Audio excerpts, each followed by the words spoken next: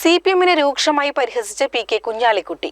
ന്യൂനപക്ഷ വിഭാഗങ്ങൾ രണ്ടാംകിട പൗരന്മാരാകുമെന്ന സിപിഎം പരസ്യം കുറുക്കൻ കോഴിയോട് പറയുന്ന പോലെയാണെന്ന് കുഞ്ഞാലിക്കുട്ടി പറഞ്ഞു.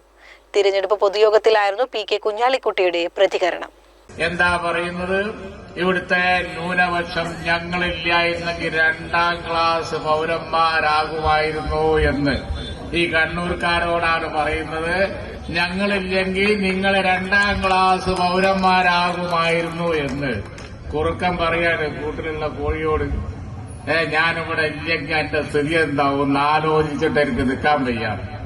അതുപോലെ അതിലെ അവര് പറയുന്നത് ഇന്ന് ഞാൻ കണ്ട ഏറ്റവും വലിയ തമാശ, ഇന്ത്യയിലെ ന്യൂനപക്ഷം ഞങ്ങളില്ലെങ്കിൽ രണ്ടാം ക്ലാസ് പൗരന്മാരാകുമായിരുന്നു എന്നാ പരസ്യം ചെയ്തിരിക്കുന്നത്. ഒന്ന് ആലോചിച്ച് നോക്കിയേ.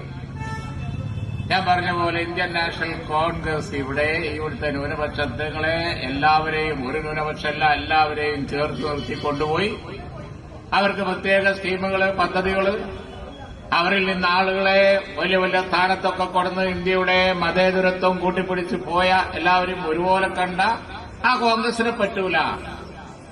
ഞങ്ങള് ആണ് ഇവിടെ ഞങ്ങളെ സൗജന്യത്തിലാണ് നിങ്ങൾ ജീവിക്കുന്നത് എന്ന തരത്തിലാ പരസ്യം. വല്ലാത്തൊരു വർത്താനായി പോയി. അത് ആരോടാ പറയുന്നത്? കേരളത്തിലെ ആൾക്കാരോട്. കേരളത്തിൽ തന്നെ ആകെ അവരിഞ്ഞിപ്പോ ബാക്കിയുള്ളൂ. ഇപ്പൊ ഹയാത്തിലുള്ളത് കേരളത്തിൽ മാത്രമാണ്.